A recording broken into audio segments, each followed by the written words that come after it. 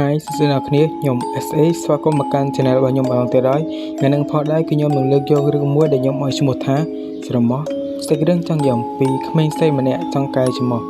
តែនាងត្រូវបានវិញ្ញាណខ្មោចស្រីម្នាក់គឺចង់បំផ្លាញច្រមុះរបស់នាងហើយបញ្ជាក់ផងអ្នកគ្នាសេចក្តីរបស់ខ្ញុំគឺជាសេចក្តីខ្លីៗនោះទេមិនជាសេចក្តីរឿងវែងនោះទេបើអ្នកគ្នាចង់មើលរឿងមិនទីពីទីចប់អាចមើលរឿងខ្ញុំបានតោះសារស៊ីរីណាទៅតាមអរគ្នា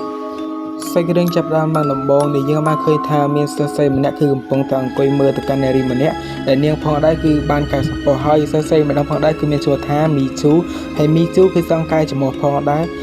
បន្ទាប់មកក៏ដោយសារតែសិទ្ធិដល់ផ្ទះរបស់នាងទៅហើយនាងក៏ប្រញាប់មកចិត្តទ្វារដើម្បីចុះពីរថភ្លើងក៏ប៉ុន្តែមិនតាមបានទាំងចុះផងនាងក៏បានសួរលោកគ្រូម្នាក់ដោយគាត់នឹងផងដែរគឺជាគ្រូម្នាក់ដែលធ្លាប់បង្រៀននាងកាលពីមុនក៏ប៉ុន្តែឥឡូវហ្នឹងពួកគេគឺបានរៀនហាត់ផ្សេងគ្នាទៅហើយបន្ទាប់មកសង្សាររបស់លោកគ្រូក៏បានដើរមកដោយសង្សាររបស់គ្រូហ្នឹងគឺឈ្មោះរបស់គាត់គឺពិតជាស្រួយខ្លាំងមែនទែនដោយមីជូឃើញបែបនេះហើយគឺនាងមានជាការច្នៃទៀតហើយបន្ទាប់មកនាងក៏បានលាលោកគ្រូនិងសង្សាររបស់គាត់ចុះចេញមកខាងក្រៅដោយនាងបានដើរមកខាងក្រៅនាងត្រៀមនឹងឡើងរថភ្លើងទី2ដើម្បីបន្តដំណើរទៅផ្ទះរបស់នាងបន្តភ្លាមមកនាងក៏បានឃើញនារីដែលកែសម្ផស្សនោះគឺបានដើរមកគេនាងផងដែរហើយនារីម្នាក់នោះក៏បាននិយាយមកយ៉ាងគួរឲ្យខ្លាចតែម្ដង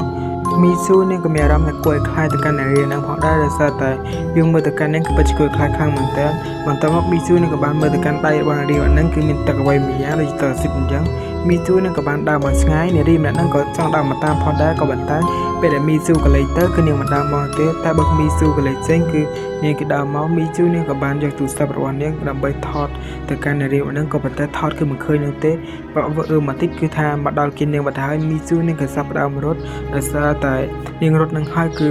ម្នាក់ស្រីនឹងគេរត់តាមនាងហើយរត់យូរទៅកាន់តែយូរទៅនឹងឯងដោយនាងរត់អស់មួយសន្ទុះទៅហើយគឺបានគេឆ្ងាយពីមនុស្សគ្រប់គ្នាបន្ទាប់មកមីស៊ូនាងក៏បានរត់មកក្នុងបន្ទប់ទឹកមួយកន្លែងហើយនាងក៏បានទាញទូរស័ព្ទដើម្បីខលទៅកាន់ប៉ូលីសផងដែរដោយសារតែនាងចង់ប្រាប់ប៉ូលីសថាគឺមានមនុស្សអត់ដេញតាមនាងអញ្ចឹងណាហើយខ្សែម្ខាងទៀតក៏បាននិយាយមកកាន់នាងផងដែរថាម្នាក់ស្រីនឹងគឺដេញតាមនាងដល់ទីណាទៅហើយមីស៊ូនាងក៏មានអារម្មណ៍ភ្ញាក់ផ្អើលផងដែរដោយសារតែនាងគឺបានប្រាប់ថាម្នាក់ដែលដេញនាងស្រីឬក៏ប្រុសទេហើយអ្វីបានជាប៉ូលីសដឹងដែលអ្នកដែលនាងទេទៅកាន់នៅផងដែរគឺជាម្នាក់ស្រីនឹងឯងដោយម្នាក់ស្រីនឹងផងដែរគឺនៅលើបន្ទប់ទឹកដែលមីស៊ូសូតហើយម្នាក់ស្រីនឹងគឺអាចមកដោយឈ្មោះរបស់នាងនេះគឺមិនមែនជាឈ្មោះធម្មតាទេគឺខ្ទេចតែម្ដងបន្ទាប់មកយើងក៏បានឃើញថានារីម្នាក់នឹងគឺបានចាក់ទឹកអ្វីមួយយ៉ាងនោះទៅកាន់មុខរបស់មីស៊ូចាប់បាត់ទៅហើយអ្នកគ្នាគឺថាខ្ទេច